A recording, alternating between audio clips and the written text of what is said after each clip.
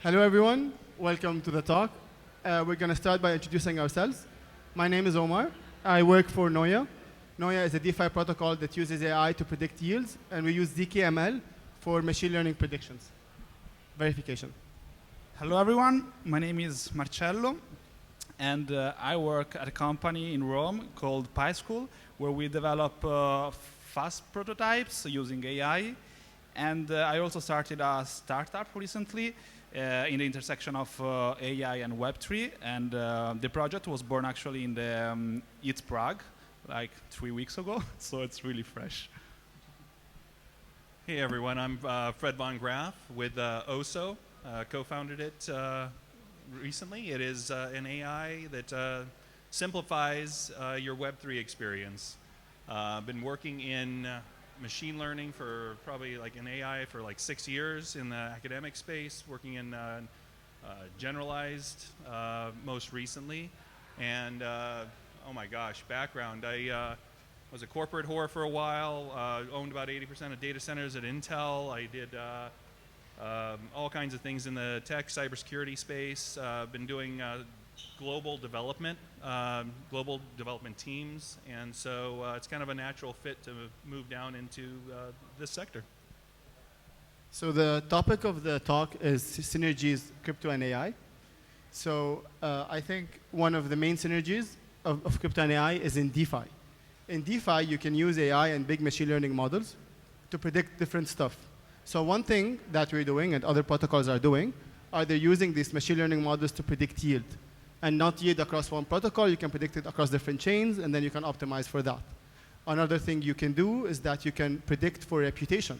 So for example, let's say I want to lend out some money. I want to do some under-collateralized lending. To see whether or not that guy is going to pay me back, I can use some big machine learning models to see whether, and then calculate the risk and calculate the interest rates based on that. Other things are like big large language models that can work with AI. Furthermore, like a new topic of interest that's been popping up recently is something called ZKML, where you can verify the output of the model on-chain. So now, like, blockchains don't have eyes, blockchains don't have brains, they just execute simple code. With something like ZKML is that you can make big AI and ML models live on-chain and control the liquidity. So for example, you can have this big trading bot that's being controlled by a huge ML model, and they're always sending proofs on-chain to buy or sell certain tokens. Okay. You want to cover some? Yeah. So I would like to say what my startup is about. So I think that technology, the goal of technology is to make life easier, right? Not more difficult. So I started using the Web3 like 1 month ago. And for me, it was really difficult because I had to learn a bunch of UIs, a bunch of protocols, and my head was like, holy shit, this is too difficult for me. So what we developed is basically an AI, a large language model that takes in input a prompt in plain English, like I would like to swap, 10 Bitcoin for X Ethereum. And that's it. And then the transaction goes, and I don't have to learn anything. It's just that simple. And I think that is the beauty of technology. I don't want things to be complicated and that people and developers, but also common users have to learn tons of stuff. So I'm really proud of what we are doing. By the way, the project is Brian, if you want to check it out. And yeah, so that's what I think, how AI can help Web3 to simplify stuff. So just let me speak to your interest and figure out what you want to hear. And is it more on the Web3 front, how this is going to tie in, or more on the AI front, like where is AI going, or what? Like, show of hands, AI interest is more so? Okay, and just Web3 probably because we're at a Web3 conference? All right, got it. So yeah, I'll cover both very, very briefly. And I'll jump into the AI part, latter part, because it's a little scarier. And we'll talk about the fun part up front. We're very similar to Brian. We at OSO have created a front end for Web3 to make it easier, not only for people that are veterans or experts in it. Some of us that have DAOs that we have to worry about doing the voting and so forth. It's kind of a pain in the butt. Well, And OSO can not only tell you when it's coming up, you can pre-vote, it'll deal with it for you, gives you news and other information about projects that you'd like to have. It does a lot of the things that, you can do it, you're smart enough to do it, but it's kind of a pain, so it makes it convenient, very nice. We're also open framework that allows other developers to code on top of us. So if you have a project, you can actually use the OSO technology. And unlike most other AIs out there, they're just using OpenAI. They just do some OpenAI calls to GPT 3.5 or whatever they may be doing. We actually have custom language models that we're using, and we're tuning those models on a monthly basis. We fine-tune them based on what our users are doing. So it becomes smarter, and it knows you better. So it's actually learning, and it has customization in different areas. And as we continue to expand, it'll have more of those models, so it'll have better understanding of different areas and have more expertise. I can go into a lot of technical detail, but I'm going to keep it really high level, and I'm happy to talk about this in more detail. From the AI perspective, I was just going to share from a talk I gave out in Mexico a little bit ago on AI. If you consider some of the smartest people on the planet are probably have an IQ about 220. I mean, somewhere around there, right? Now, Einstein was probably about 165, and you consider all the things that he created that we use today. You wouldn't have a phone, satellites, GPS, and a lot of other things if he wouldn't come up with his theories. And that's about 1.6 times the average person. We have what's called narrow intelligence that is 1,000 times better than humans right now. And that's narrow. General intelligence that we're talking about are like the language models. They're trying to be generalized. And they hear a term, hear about the singularity, you hear about large language models moving into larger sectors and what that actually means. Well, consider how fast this is changing. You're now looking at, my prediction is under 5 years for having a AGI, or artificial general intelligence. And it will be probably around 1,000 times when it starts. So just consider that. If what our entire planet was changed over the last 80 to 100 years with someone that had 1.6 times, what's going to happen when something comes around that has 1,000 times? And it's going to grow exponentially. All right, that was it. There's the scary part. Can I also ask questions? So you? Yeah. And on that pleasant note, let's do questions. I'm just curious, what do you think is the main challenge to reach AGI? It's just the size of the models, or it's something else? Like, do you think that the way we're developing intelligence, like with backpropagation, machine learning is the right way? So we just need to increase the sizes, computational power, more transistor stuff, or it's something else? So I guess it depends on what our goal is. And so right now, I feel like as of November of last year, the genie's out of the bottle. It's open and everyone has access, and the code's out there. So unlike nuclear weapons, you kind of have to get certain uranium, plutonium, whatever you may need to get. Those are difficult to get, and they're kind of controlled. This is out there. It's already out. So what is the goal? Because I think ultimately, I can't That's a question. I can't answer the question because I don't know what the goal is. But the path, if you're looking to benefit things, it's the size of the models, the size of the tokenization that it can support, it's the processing that it can be capable of, it's the training that it actually has in the first place. And right now you have a lot of specialization. Ultimately, it's going to have access to certain areas, like what's going to have access to, when it can control things. I don't know. Well, I think a big part of human intelligence is all the sensors that we have, so Exactly. we can see at stuff, hear. So I think that we should aim for some multimodal model, that can ingest data in terms of video, pictures, text, and somehow that's what GPT-4 is about. So 5. Yeah. We are already at 5. Okay. Five's multimodal. Yeah, okay. So probably that is the direction, but I really don't like that, don't take me wrong, that the size matters that much, because this means that only big private companies have the possibility to train these big models, and we have to start with open source models that don't work that good as GPT is, for example. I mean, for my own startup, I tried to run some model selection, with Falcon, these really good open source models, but the results weren't that good. So I hate that.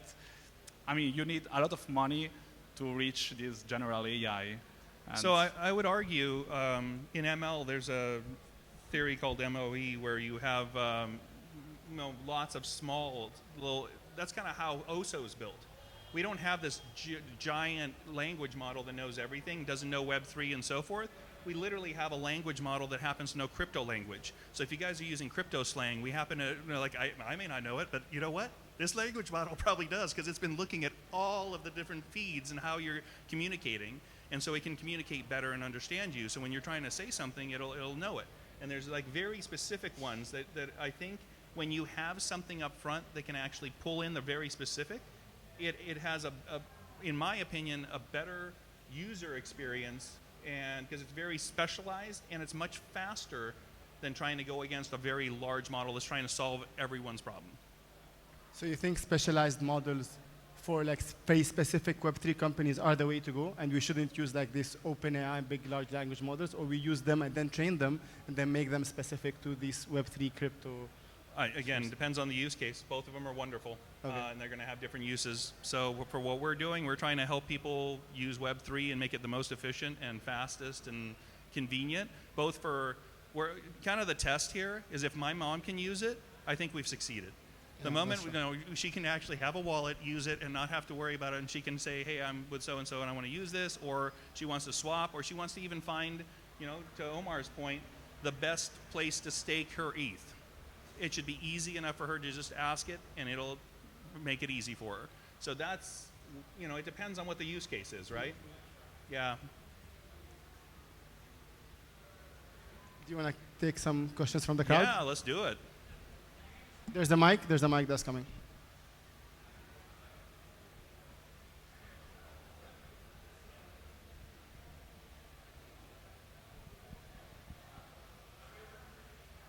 Hello.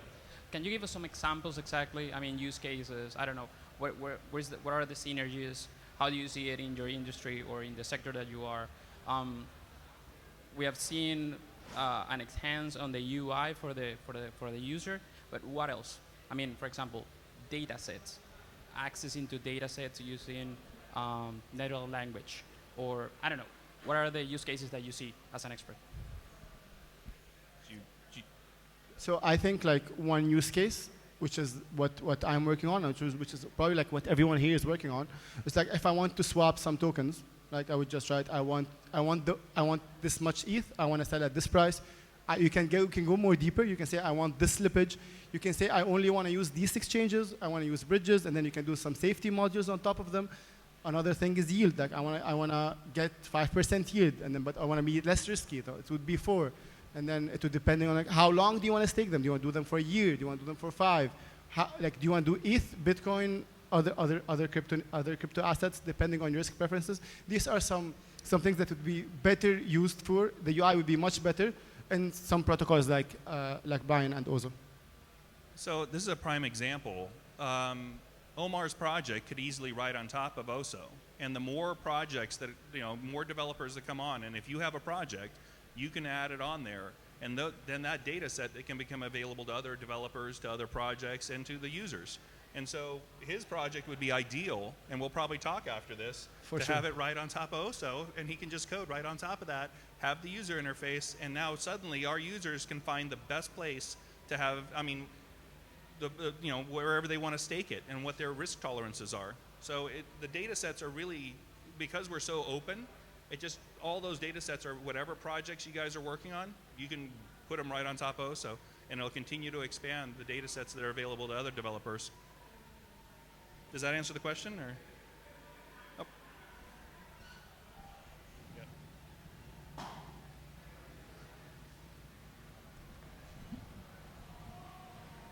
Yeah, I was wondering if you guys have any thoughts about use cases in social media to combat, the deluge of spamming. We're about to see like AI-driven problems with Web3 solutions, like using NFTs as proof of unique humanity or identity, or attestations, anything on that subject you'd like to talk about?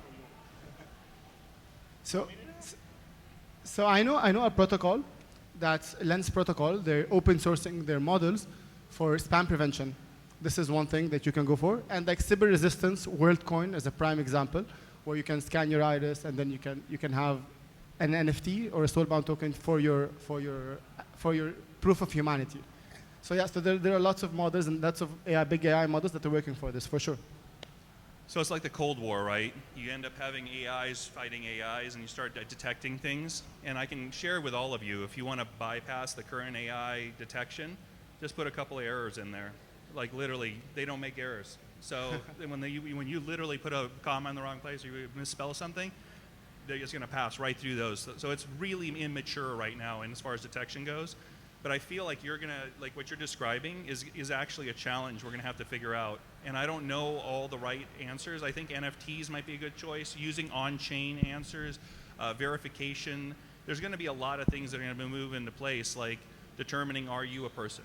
Is this a person? I don't have the answer to this one, but I think you hit a valid point that we're going to have to address as we come up.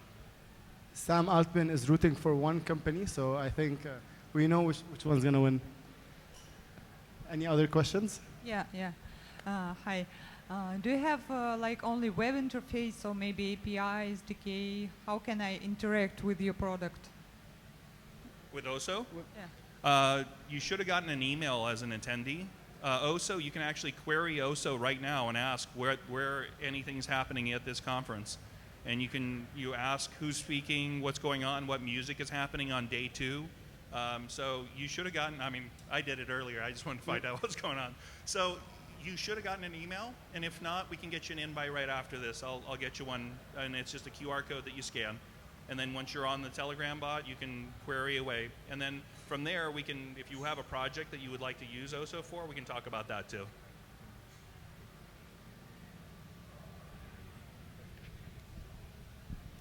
Dude, I feel bad. Like, jump in here. I don't know on discussion about what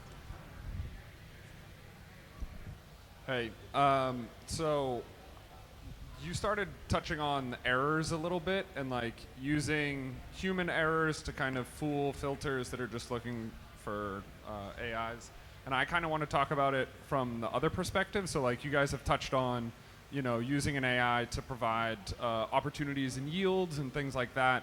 We've seen things such as hallucinations that happen in large language models. We've seen things like flash crashes in the stock market. I don't know, I guess I'd like to hear you guys talk about, what are some of the things that you foresee, especially when it comes to the crypto space, right? Like, I think historically we've had problems onboarding people into crypto because it's scary. You're given this 20-word seed phrase and, the stakes feel very high. And how would it feel to then offload that responsibility to an AI to like, oh, I don't want to have to worry about bridging my tokens and trading them, but like, how can you trust the AI not to hallucinate and do some crazy stuff that you were potentially not expecting or hoping for? So yeah, I'd love to hear your guys' perspective on that stuff. Unshared hallucinations in my project in Brian. Like it happened at one time, I would like to send, I forgot to mention the token to my friend. And he sent some Ethereum, for example, on testnet. But so it happens, and that can be like a really big problem. But the fact is that we already trust in AI. Tesla, you don't drive the Tesla, but you would like to buy one.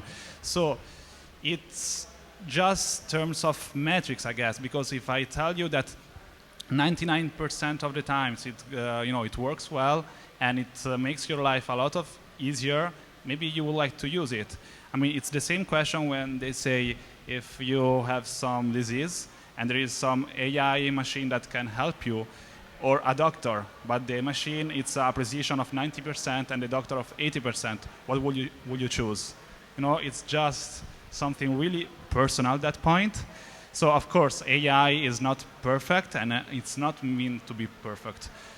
But that's what it is. So it's just a trade-off. I mean, do you agree to use it? If yes, I mean, that's on you. Of course, then you can fix it somehow. For example, we introduced some UI to recap the transaction. Okay, so this is what you want to send, and you click on OK, stuff like that.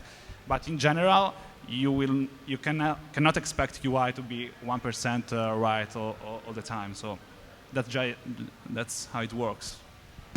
What we're doing is that we give it a bit of constraints. So for example, let's say if you're yield farming and we suddenly send it to a random chain and a random contract, you can't do that. So it's a very limited boxed environment that it can work in, because you're right, AIs can hallucinate, models can be wrong. So what we're doing is we're having a very boxed environment that can work in and then letting it do its work. Yeah, so our approach is keeping a human in the loop. Ultimately, the decision is going to come down to that person still, but it's simplifying everything up to the point where the human does it. And so until we get to a point where we can have that 99 point whatever % trust in it, I don't think we should remove a human from the loop. And that's how we're addressing it, and that's how nothing you do with us you still have to sign through your wallet. You still have to be the final say. So that's kind of how we're addressing it right now, and I totally agree. Hallucination is going to be an issue. All these different things are issues. They're going to continue to improve, but until that time comes, keep the human in the loop. Hey, yeah. I was just going through the Noia website, but I guess you two probably could address the question. How do you protect the user? Because from, for example, the whole predator bots like sandwich attacks or... MEV? Sorry? MEV? Yes, or just arbitrage, you know? How do you... Because like the argument of low fees and minimum slippage, etc. Like, yeah. How do you plan to protect on that? So we outsource exchange. So okay, first of all, MEV is sadly a very hard problem to tackle in the crypto space for sure. We outsource exchanging and bridging to bridge and DEX aggregators. They would allocate. So let's say I want to buy 100 ETH. You don't go through one exchange. You separate that liquidity. And then for sure, like some of these exchanges, they offer MEV protection. They don't execute a transaction unless it happens on the other side. So this is what we do to protect from MEV. 100% MEV protection does not exist, will not exist, and you can give up about it. So yeah. And I think that's independent of AI or not. That's still an issue, right? Yeah, it's very sad. But what we do is like with ZKML is a good part, because now you know that no one from our side is front running you, because it's the output of the model itself. Hello. Hello. So AI obviously become very popular in the last few months. Lots of people have been using ChatGPT and having lots of fun with that. And it's obviously very different as a Web3 person. All of us are so in that world, and it's what we kind of think about, see all the time. So I'd be interested to see how you guys see AI developing for the everyday person that's maybe just tried ChatGPT, and where do you kind of see that going? How do you see them using AI in the future beyond ChatGPT? I was going to say, but both GPT-4, GPT-5, 6. Yeah, I know, right? Yeah. Well, I mean, as people continue to use it, they're going to learn how to use prompts better. They're going to understand what the constraints are. It's like hacking anything. We're all hackers at heart. You want to like figure out how this thing works. What are the constraints? How does these things work? So a lot of it comes down to how do you engage with it. Those are going to continue to improve. Now, we're using custom models and obviously trying to put it into the Web3 space and help in that space. So we're, I think, kind of doing what you're asking. I think, and I think you, in a lot of ways, are also doing something very similar. So, but I wouldn't forget that AI is not just about natural language processing. So it's not just ChatGPT. For example, I used to work for a while at the European Space Agency, and AI is really used also in the space sector. For example, I saw some really interesting project for wildfire forecasting, and that's about computer vision, object detection. So you surely heard about the diffusion models, to generate pictures. So it's not just ChatGPT.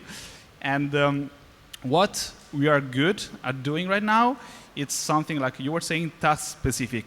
So, I mean, developing and training a model to recognize, dogs and cats, okay, we are awesome on that. Then having something general, like ChatGPT, can you solve, my thesis for me? Okay, that doesn't work that good.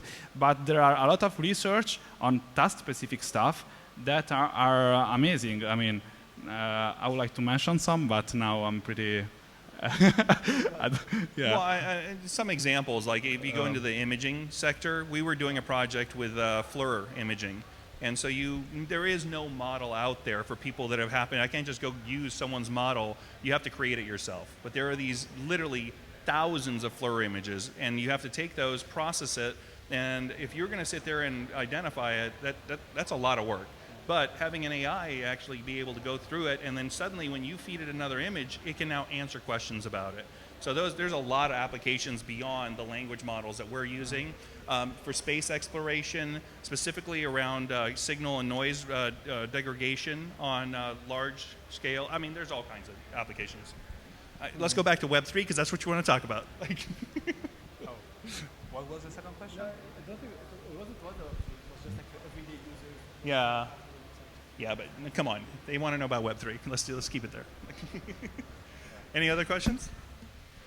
So one thing to add, with the advancements of AI, it would be with Web3, there's incentivized training of models. What you can do is you can pay people to train your model and then send the proof to the person that owns that model that this model has been trained. On the opposite, what you can do is that you can prove that this model had this much accuracy, also using like zero knowledge proof of this huge AI model. I think this is also what where things are going in the Web3 space. Actually, let me give you an example of that. That's being done every single day, and you don't even know you're helping train AI. Every time you're doing a CAPTCHA, you're actually helping train AI. Every time you are doing a thumbs up or a thumbs down for OpenAI, you're helping train AI. Like you are all helping train AI every single day, whether you know it or not. When you give any type of feedback, you're literally helping train AI. So there you go. I mean, we are all free human annotators, right? Yes, yes. So what can we answer that actually would be to your interest? I feel like, I want to make sure you guys get what you want out of this. What questions do you have?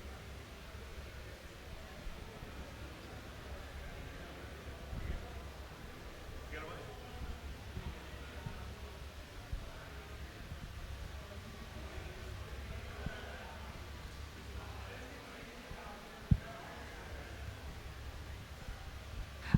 I can't hear your question. Can you use mic? Oh, yeah. That's a great idea. Wow.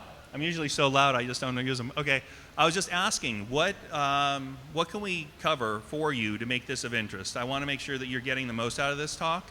And I feel like... I think your whole AGI thing's pretty interesting, because that's not something that this conference is really focused on. Okay. And I bet you've probably listened to the Google execs that have recently left because the AI was getting kind of out of control, or you have the example of some of the bots that were starting to talk to each other in like their own language. Yeah. So I'm interested to hear your thoughts on where you see AI going long term, and kind of what you mentioned, it's a bit scary, but why? Is it possible that we can train the AI to be good and to use it to our advantage long term?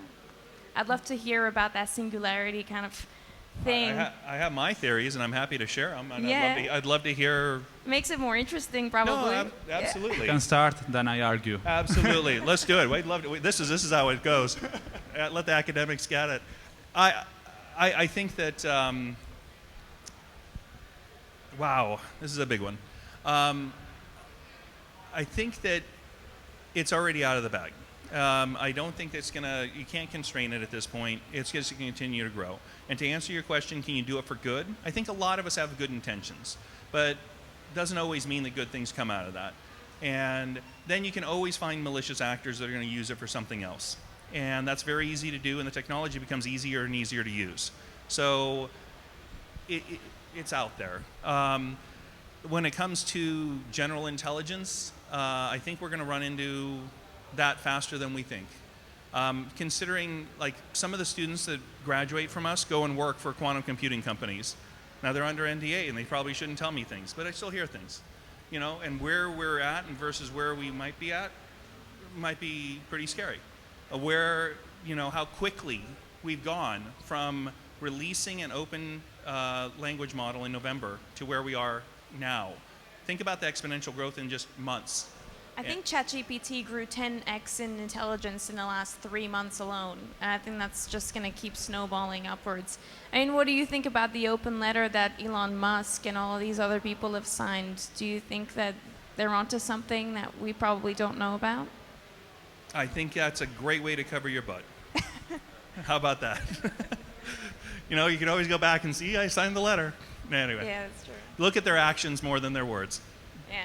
But, I mean, talking about it more positively, because we can talk about dystopian concepts all day long, but with AI and their current developments, obviously in Web3, it can get very complicated, like the lingo and all the keywords, they get kind of confusing. But I think what I was trying to get to earlier is kind of your ideas on what the everyday consumer is going to want to use AI for, whether they know it or not, but kind of where do you guys see the everyday person like using AI in their everyday life?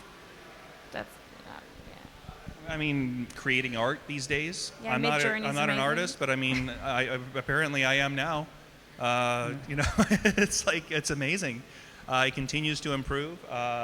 Processing large sets of data. Like if you're going to read large papers, it'll give you phenomenal summarizations. Some of the things we do inside of OSO is sentiment analysis and actually looking across the platforms to determine what projects are of interest, what people are saying about it out there. Doing that manually or trying to do it through old programming couldn't do it. I'm going to leave it. There's so many things you can do. I mean, yeah. Recently, there was the CVPR, the Computer Vision and Pattern Recognition conference, and a lot of huge stuff is going on right now. And I saw some really cool use cases that I would like to mention. For example, one of the guys was able to use the Wi-Fi router to create some kind of object detection and detect where all the people of the room were sitting. So you have a camera in your house that can watch at you. Look at. Really? Yeah. Wow. You're great. Or also inverse engineering the thoughts and dreams. Have you seen? That's huge. That's crazy, yeah. Oh my gosh. Yeah. That literally telling what a dream you had just based on fMRIs. Yeah. And it is accurate. It is that, wow. All I can say is wow. So, are we in a matrix? I don't know. And say it's great AI on task-specific stuff. So I'm not really amazed from ChatGPT. Okay, it's a large language model can answer, but this, I mean, understanding, watching in the dream of your girlfriend, I mean, that's awesome, right? or helping inject certain thoughts in there, too. It's like, wow, I really like that guy.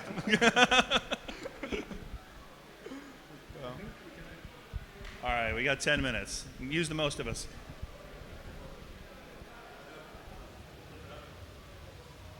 Okay, now, yeah, I just also wanted to ask how do you see, I mean, there are all these models that are trained, right, on past data, but how do you see also the future of those models connected to the internet? Because right now it's kind of rudimentary, it's just like ChatGPT or Bing, you just connect to internet, read some pages, and it's basically kind of a copy-paste thing.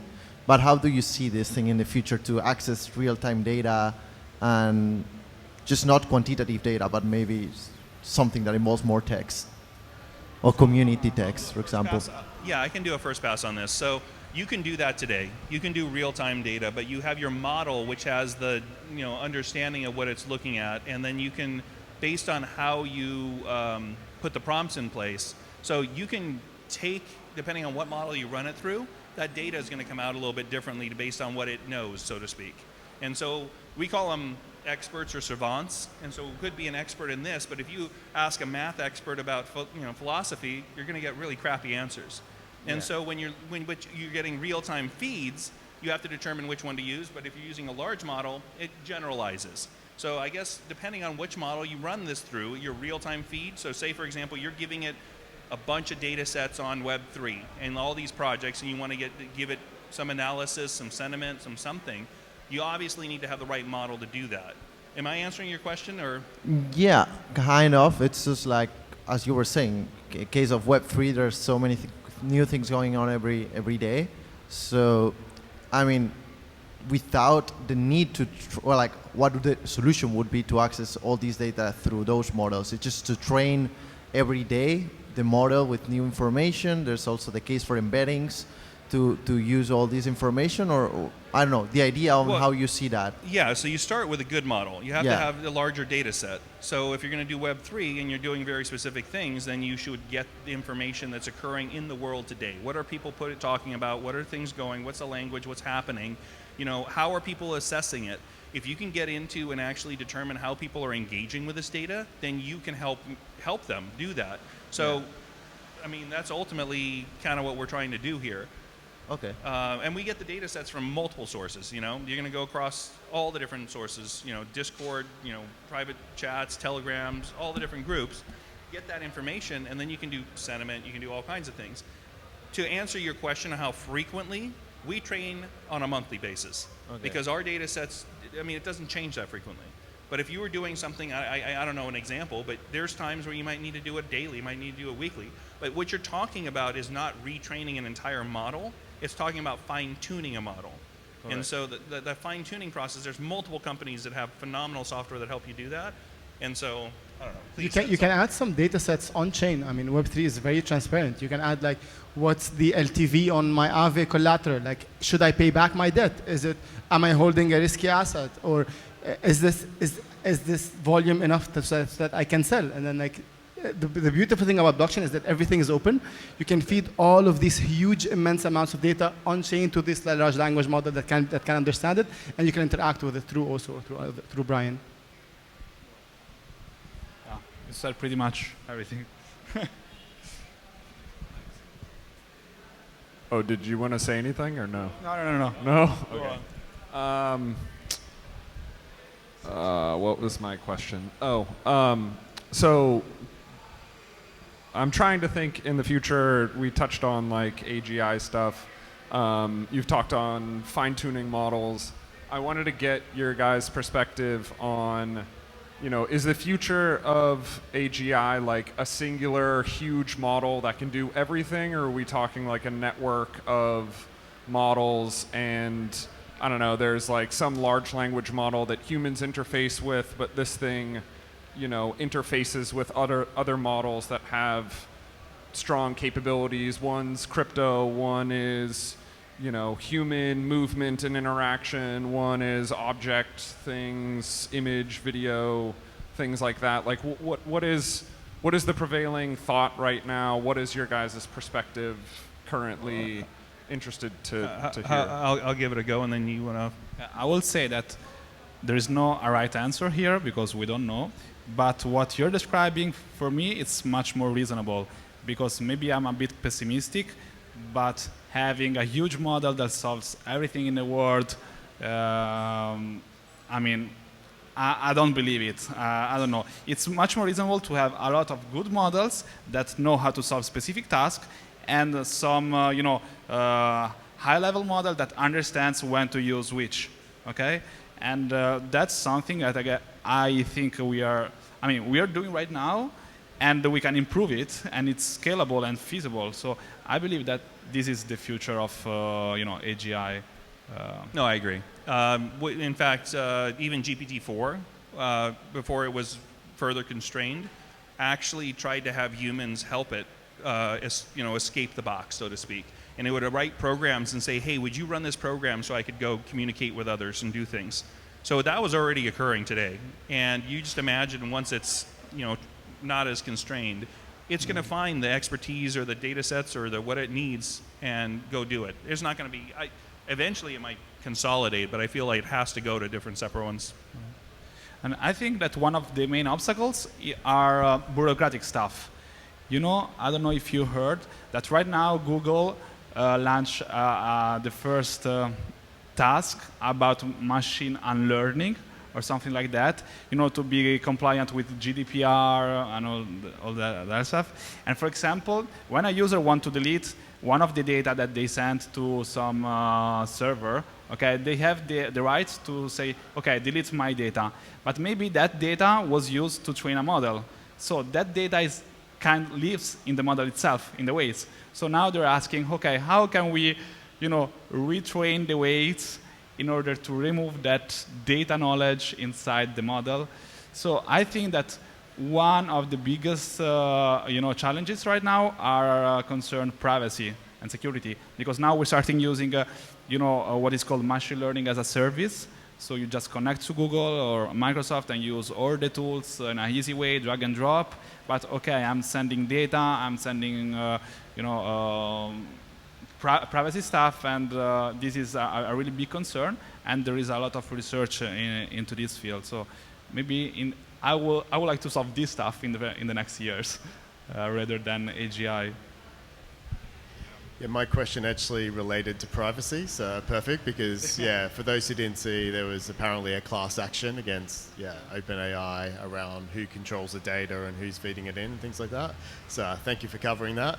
But just back to the previous question, like, isn't it inevitable that if it's ChatGPT or whatever, the one dominant AI is going to get as much information as quick as it can and then not be that super human AI that we're talking about? Aren't we just going down that path that leads to the same road? I didn't hear actually. So. The last part is it not already inevitable that we're going to have one super AI, because the leading AI will be able to pull data from every other model and just keep on getting bigger and bigger? I don't believe so. Everyone loves Jarvis from Iron Man, one super big model that does everything. But I don't know. It's I don't believe that that is the right way to do it. But no, humans don't. But I'm saying that AI will. Well, there's so many things that we can't even comprehend at that point, and they're going to communicate and they're going to do different things, and maybe they'll form a single one, maybe they won't. I don't know. But at this very no, I mean. I'm a human. I'm sorry, I'm just a human. I mean, so, from that perspective, it's tough to answer. My thought is it has to progress from a hub-spoke model to all the different sensor packages to all the different things to it might consolidate and find areas where it would make more sense to have larger models. But it's going to take, hey, enjoy the next 5 years, man. Enjoy them. I think that probably wraps it up. Yeah, I'm happy to. If anyone wants any questions. Well, you might as well talk about some positives, I guess, as takeaways of what you have learned personally from the AI journey of building your own models or fine-tuning your own models. How can we use AI to further our own goals, I guess? Like, you guys have done it for yourselves. What would you suggest? What comes to mind? There's no perfect answer. Just I'll tell you right now, my life has become a lot easier because of it. And I think that's part of what we're trying to do with OSO, is make people's lives easier and do good, while we can, and help. And there's a lot of different areas we can do that with. We're starting with Web3, but we can do this anywhere. Applying at where we can make people's lives easier, help them out, and there's a lot of opportunity in doing that. And also maybe bringing joy to people, bringing some love in people's lives. There are certain things that we can do, which I actually feel we can do with this. It sounds counterintuitive that AI is going to do that, but I feel like there's opportunities. And well, ChatGPT makes me pretty happy. No, it doesn't. It's my best friend. No, I think there's other models that might make you happier, but it's it's super convenient, right? Yeah. It's super convenient, and that's one where you can go to very easily, and there's others that are a little more complex, and there's obviously some of the art ones. I don't know, I think there's a lot of benefit, and everything we're doing and what we're trying to do is make a very positive impact on the use of AI in the world. I agree 100%. My life has been so much easier after AI, and I use it daily, and I think that what we're doing here is making the world a better place, making it easier, making everything easier, and I hope that this trend continues to the future. I don't know, since I started developing with AI, my life is pretty stressful.